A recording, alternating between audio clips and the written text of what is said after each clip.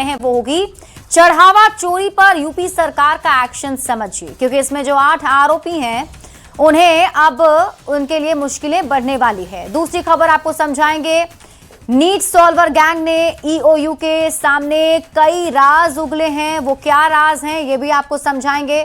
तीसरी खबर आपको बताएंगे, भरत के परिवार को जांच पर भरोसा क्यों नहीं है, क्योंकि भरत के परिवार वालों ने अब सीबीआई जांच की मांग कर दी है। और चौथी खबर आपको बताएंगे, मंगेतर के मर्डर पर सिया का बड़ा खुलासा, क्या ये खुलासे वे हैं ये भी आपको बताएंगे। तो आइए अब विस्तार से खबर को समझ लेते हैं और बुलेटिन की शुरुआत उस खबर से करते हैं जिस पर पूरे देश की नजर है। राम मंदिर चढ़ावा चोरी केस, कल ही इस मामले में एफआईआर दर्ज हुए और अब 2 बड़े अधिकारियों का इस्तीफा भी आ गया है। 8 लोग इसमें गिरफ्तार किए गए हैं और इस मामले पर यूपी के सीएम योगी ने एक बार फिर कहा कि दोषी बचेंगे नहीं। एसआईटी की रिपोर्ट आते ही कार्रवाई शुरू हो गई है। मुख्यमंत्री ने जनसभा के दौरान कहा, जन आस्था से खिलवाड़ बर्दाश्त नहीं किया जाएगा। अयोध्या हम सबकी आस्था की प्रतीक है, भारत के सनातन धर्म की आस्था की प्रतीक है। अयोध्या पर आक्षेप मत करो। प्रभु श्री राम की मर्यादा का पालन करना सीखो और अयोध्या के बारे में जो कतिपय समाचार मिल रहे थे, हमने कहा था एसआईटी गठित की गई है। एसआईटी की रिपोर्ट आने के साथ ही हमारी कार्रवाई भी प्रारंभ हो जाएगी और आपने देखा होगा एसआईटी की रिपोर्ट आई, तुरंत कार्रवाई प्रारंभ हो गई। और मैं आश्वस्त करता हूं, जो मैंने कहा था, दूध का दूध और पानी का पानी हम करके रहेंगे। जन आस्था के साथ खिलवाड़ स्वीकार्य नहीं। सनातन आस्था के साथ जो भी खिलवाड़ करेगा उसका भुक्तभोगी होगा। तो सीएम योगी आदित्यनाथ ने खुली चेतावनी पहले से ही दे दी थी कि जो भी दोषी हैं उन पर कार्रवाई तो होकर ही रहेगी। अब एसआईटी की रिपोर्ट भी सामने आ चुकी है, क्या खुलासे वे हैं ये सब कुछ आपको समझाते हैं, किन किन की गिरफ्तारी हुई है ये भी आपको बताएंगे। लेकिन सबसे पहले आप ये समझिए, राम मंदिर में चढ़ावा चोरी पर यूपी सरकार का एक्शन समझिए। देखिए, कल ही चढ़ावा चोरी मामले में एफआईआर दर्ज की गई और आज गिरफ्तारी और इस्तीफे की भी खबर आने लगी। वीएचपी के दबाव में राम मंदिर ट्रस्ट के 2 बड़े अधिकारियों का इस्तीफा हुआ है, जो आज सामने आया। राम मंदिर ट्रस्ट के महासचिव चंपत राय और राम मंदिर ट्रस्ट के सदस्य अनिल मिश्रा ने अपने अपने पद से इस्तीफा दे दिया है। इतना ही नहीं, चढ़ावा चोरी केस में अब तक 8 आरोपियों को गिरफ्तार भी किया गया है। सभी 8 आरोपियों को कोर्ट में पेश भी किया गया। पेशी से पहले आरोपियों का मेडिकल भी कराया गया है और इसके बाद 8 आरोपी रिमांड पर मजिस्ट्रेट कोर्ट में पेश किए गए। अब आपको गिरफ्तार आरोपियों के नाम भी बता देते हैं। रमा शंकर यादव, टिन्नू यादव चंपत राय का करीबी, Anukalp Mishra cash counting head, Subhash Srivastava cash counting incharge और इनके अलावा 5 काउंटिंग कर्मचारी गिरफ्तार हुए हैं, जिनके नाम हैं मनीष यादव, लवकुश मिश्रा, अविनाश शुक्ला, करुणेश पांडे, रमा शंकर मिश्रा। अब आप खबर तो समझिए, राम मंदिर चढ़ावा से चोरी को लेकर सरकार काफी गंभीर है। आरोपियों के खिलाफ लगातार कार्रवाई की जा रही है। राम मंदिर में चढ़ावा चोरी के दोषियों को सरकार बख्शने के मूड में बिल्कुल भी नहीं है। यानी जो इसमें आरोपी पाए जाएंगे उन पर सख्त कार्रवाई जरूर होगी। और आज के मुख्यमंत्री योगी आदित्यनाथ के इस बयान ने यह बात साफ कर दी है। बढ़ेंगे आगे और अब बात अगली खबर की। 21 जून को कड़ी सुरक्षा व्यवस्था के बीच दोबारा हुई परीक्षा में लखीसराय में फर्जीवाड़े की साजिश रची गई।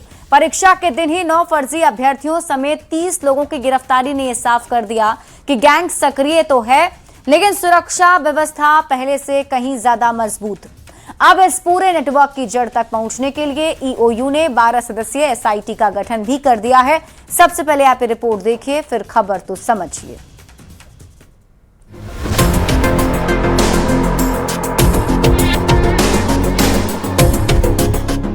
चोर चोरी से जाए लेकिन हेरा फेरी से नहीं, ये कहावत एक बार फिर नीट परीक्षा में सॉल्वर गैंग की करतूत पर सटीक बैठती नजर आई। तमाम सख्त इंतजामों और चाक चौबंद सुरक्षा के बावजूद सॉल्वर गैंग ने एक बार फिर परीक्षा में सेंध लगाने की कोशिश की, लेकिन इस बार उनकी चाल कामयाब नहीं हो सकी। गैंग ने सिस्टम को चकमा देने की हर मुमकिन कोशिश की, पर सुरक्षा इतनी पुख्ता थी कि उनकी सारी चालाकी धरी की धरी रह गई।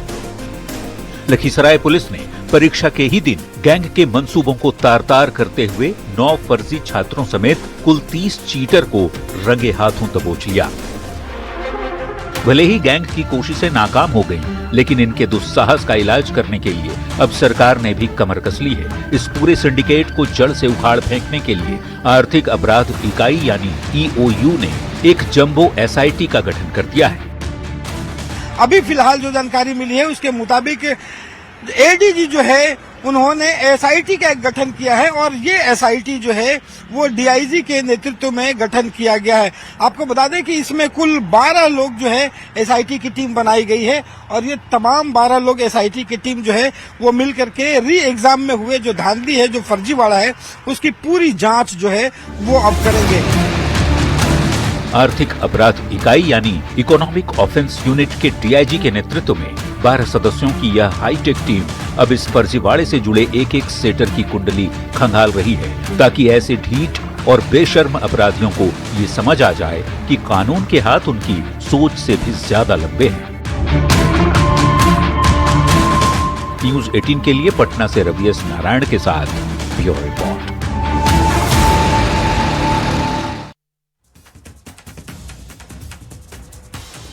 इस सेंधमारी में कौन कौन से लोग शामिल थे और कैसे सा खुलासा हुआ है, क्या राज अब तक सामने आए हैं, पूरी खबर आप समझिए।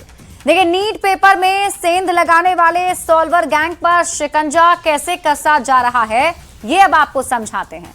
तो 21 जून को लखीसराय में 30 लोग एक साथ गिरफ्तार किए गए और इस मामले में जांच के लिए EOU ने SIT गठित कर दी है। अब ये समझने की EOU की SIT में कौन कौन है, तो EOU के DIG के नेतृत्व में SIT बनी है, जिसमें एक SP, 5 DSP शामिल हैं, 5 इंस्पेक्टर रैंक के अधिकारी भी इसमें शामिल हैं। SIT को क्या करना है, तो रीनीट फर्जीवाड़ा का सच निकालेगी, अभ्यर्थियों का रोल नंबर NTA को भेजेगी, एड्रेस पता लगाने के बाद उन छात्रों से पूछताछ होगी जिनकी जगह सॉल्वर बैठे थे। सभी को पूछताछ के लिए नोटिस भेजेगी, गिरफ्तार सॉल्वर्स को रिमांड पर लेगी और सॉल्वर गैंग के गिरफ्तार 9 लोगों से पूछताछ हुई। सिस्टम में सेंधमारी करने वालों से भी पूछताछ हुई, बायोमेट्रिक वालों से भी पूछताछ करेगी और इस बीच EOU ने एक गिरफ्तार सॉल्वर से पूछताछ में कई राज उगले हैं।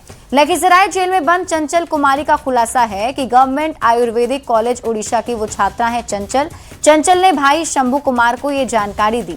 सॉल्वर गैंग ने सिस्टम में सेंधमारी की है, बायोमेट्रिक में पैड से परीक्षा तक पहुंचा है गैंग। PMCH के राजन ने चंचल को लखीसराय भेजा था। राजन PMCH में 4th ईयर MBBS का छात्र है। राजन की दोस्ती PMCH के ही मयंक से थी। पहले बायोमेट्रिक में मदद के लिए कहा गया, लखीसराय जाने पर परीक्षा में बैठने को कहा गया। नंदनी राज की जगह परीक्षा में चंचल बैठी थी। मयंक का संपर्क बायोमेट्रिक वालों से था, ये खुलासा अब तक हुआ है। अब आप ये समझिए कि सॉल्वर गैंग ने कैसे पूरा खेल किया। तो सेंटर पर बायोमेट्रिक की टीम ने खेल किया। डमी कैंडिडेट को फर्जी तरीके से एग्जाम में प्रवेश दिला दिया गया। डमी कैंडिडेट के फर्जी आधार बनाए गए। मयंक कश्यप फर्जी बायोमेट्रिक स्टाफ बना। संगठित नेटवर्क का हाथ होने की भी आशंका है। अंदरूनी सुरक्षा व्यवस्था में भी सेंधमारी का शक है। तो सॉल्वर गैंग की डील भी अब आप समझ लीजिए। तो 8 से 12 लाख में ये डील हुई थी, जिसमें से 25,000 या उससे ज्यादा एडवांस दे दिए गए थे। बाकी जो पैसे हैं वो परीक्षा पास होने के बाद देने थे और बाकी के पैसे इंस्टॉलमेंट पर देने थे।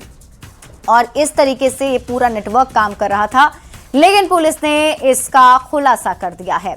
बढ़ते आगे और बात अगली खबर की। भरत तिवारी एनकाउंटर मामले में न्यायिक टीम ने जांच शुरू कर दी है। 2 हफ्ते में टीम को अपनी प्रारंभिक रिपोर्ट सौंपनी है, पर भरत तिवारी का परिवार इस जांच से संतुष्ट नहीं है और पूरे मामले की CBI जांच कराने की मांग भी कर रहा है। ये रिपोर्ट देखिए, फिर खबर तो समझिए।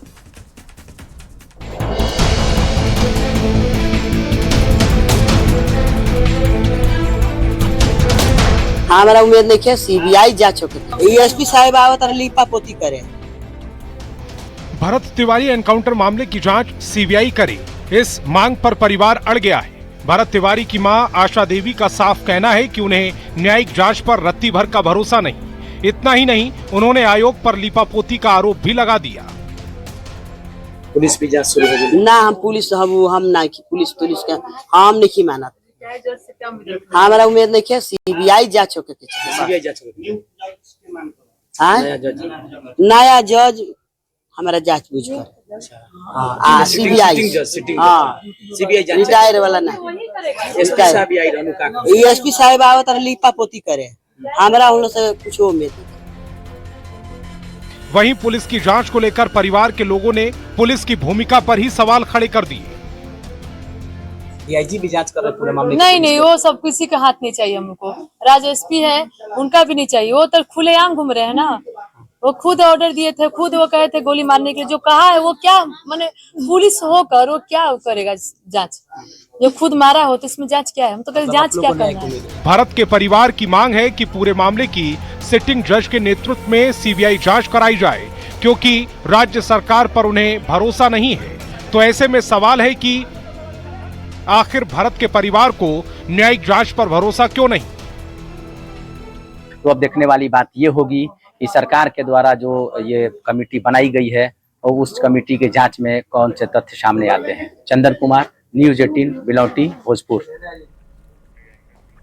तो अब देखिए, भरत के जो परिवार हैं वो इस जांच पर सवाल उठा रहे हैं। वो इस जांच से संतुष्ट नहीं हैं और उनकी मांग है कि अब सीबीआई से जांच करानी चाहिए। लेकिन हम आपको अब पूरी खबर समझाते हैं और सबसे पहले आप ये समझिए कि भरत का परिवार क्या कह रहा है। तो भरत के परिवार की तरफ से कहा जा रहा है कि इस पूरे मामले की जांच जो है वो सीबीआई करे, यानी कि ये मामला जो है वो सीबीआई को ट्रांसफर किया जाए और सीबीआई की टीम इस पूरे मामले की जांच पड़ताल करे। इसके साथ ही भरत का परिवार ये भी चाहता है कि सिटिंग जज से की निगरानी में जांच हो। अभी आपको बता दें, जो आयोग गठित किया गया है उस आयोग में रिटायर्ड जज हैं, लेकिन उनका मांग है, यानी भरत तिवारी के परिजनों का कहना है कि सिटिंग जज की निगरानी में जांच होनी चाहिए। रिटायर्ड जज के जरिए लीपापोती कराने का आरोप भी भरत का परिवार लगा रहा है। साथ ही पुलिस की जांच पर भी भरोसा नहीं है, ये बातें भरत के परिवार ने कही हैं। राज्य सरकार से केवल आश्वासन ही मिल रहा है, अब तक कोई ठोस कार्रवाई नहीं हुई है।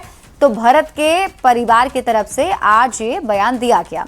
लेकिन सवाल है कि क्या न्यायिक जांच के लिए जो आयोग बना है उसने कुछ नहीं किया? तो आइए आपको ये भी बता देते हैं कि न्यायिक जांच में अब तक क्या क्या हुआ है।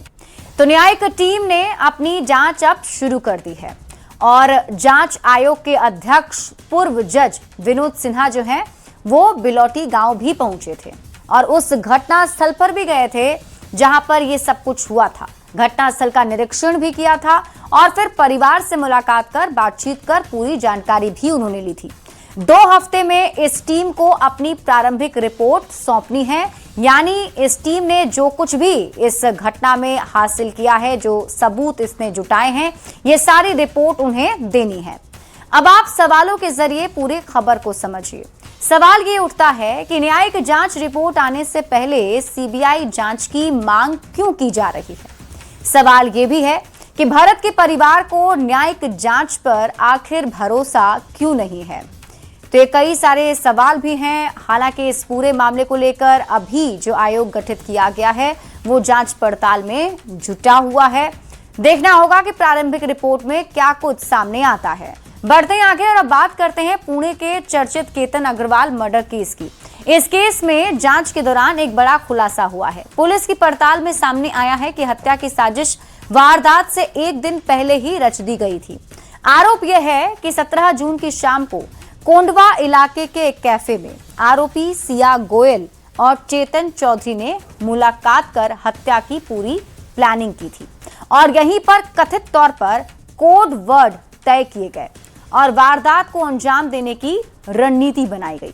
अब उस कैफे का वीडियो और घटनाक्रम सामने आ चुका है, जो टीवी स्क्रीन पर आपको हम दिखा भी रहे हैं, जहां बैठकर इस सनसनीखेज हत्या की नींव रखी गई थी।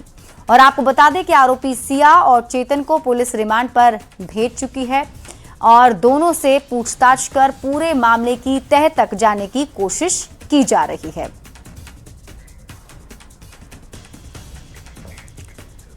और अब आप पूरी खबर समझिए, क्योंकि ये भी कहा जा रहा है कि ये जो सीसीटीवी फुटेज है ये उसी कैफे का है जहां सिया और उसके प्रेमी चेतन मिले थे और यहीं पर पूरी प्लानिंग की गई थी।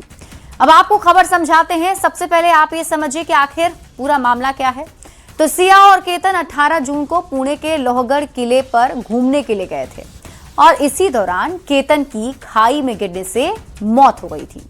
सिया पर मंगेतर केतन की हत्या करने का आरोप है और यह भी कहा जा रहा है कि इसमें वो अकेले नहीं है, उसका बॉयफ्रेंड चेतन चौधरी भी साथ है। यानी कि चेतन चौधरी के साथ मिलकर मंगेतर की हत्या का आरोप लगा है।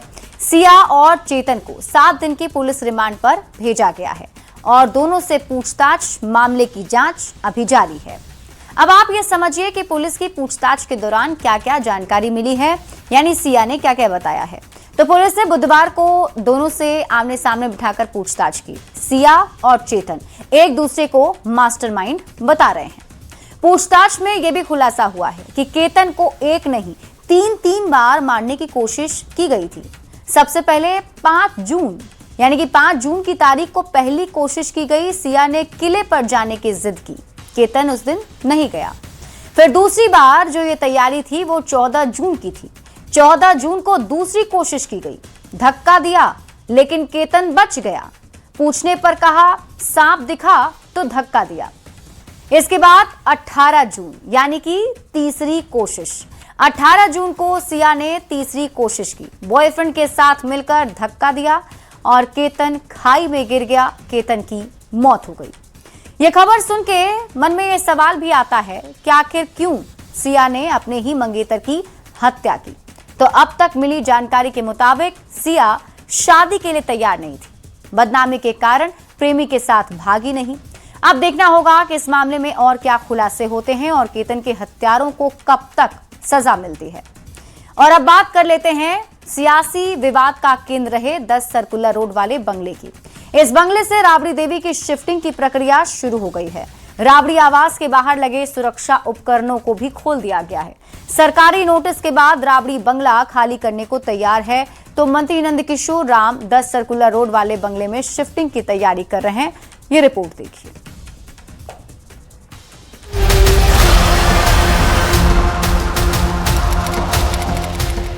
ये तस्वीरें हैं राबड़ी देवी के आवास 10 सर्कुलर रोड की, जहां राबड़ी आवास के बाहर लगे सीसीटीवी कैमरों को खोला जा रहा है।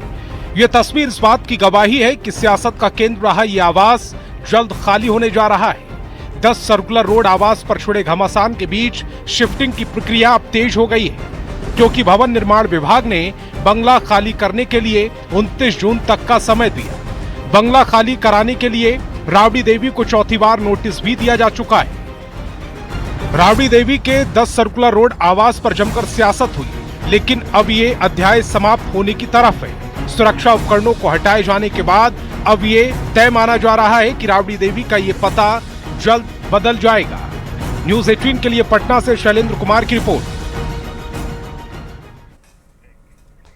तो आवास विवाद मामले में अब तक क्या क्या हुआ है, पूरी खबर हम आपको विस्तार से समझाते हैं। अब आप ये खबर समझिए। पूर्व सीएम राबड़ी देवी का आवास बदला गया है। 10 सर्कुलर रोड से 39 हार्डिंग रोड आवास उन्हें अलॉट किया गया। यानी अभी वो 10 सर्कुलर में रह रही हैं, लेकिन 39 हार्डिंग रोड में उन्हें शिफ्ट करना है। और आपको ये बता दें कि विधान परिषद के नेता प्रतिपक्ष के रूप में उन्हें नया आवास मिला है।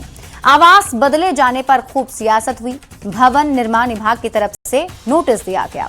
राबड़ी देवी ने सरकार को फिर पत्र लिखा। इस पत्र में लालू प्रसाद के लिए अलग कमरे की मांग राबड़ी देवी ने सरकार से की। नए आवास में व्यवस्था होते ही शिफ्टिंग की बात राबड़ी देवी ने कही थी। यानी कि नए आवास में जब ये कमरा लालू प्रसाद के लिए बन जाएगा तो वो शिफ्ट कर जाएंगी। 39 हार्डिंग रोड में मांग के मुताबिक व्यवस्था भी की जाने लगी। अब 10 सर्कुलर रोड से शिफ्टिंग की प्रक्रिया जारी है। विभाग ने 29 जून तक का फाइनल नोटिस राबड़ी देवी को दिया है। यानी 29 जून तक राबड़ी देवी को 10 सर्कुलर रोड आवास खाली करना होगा। और इसी के साथ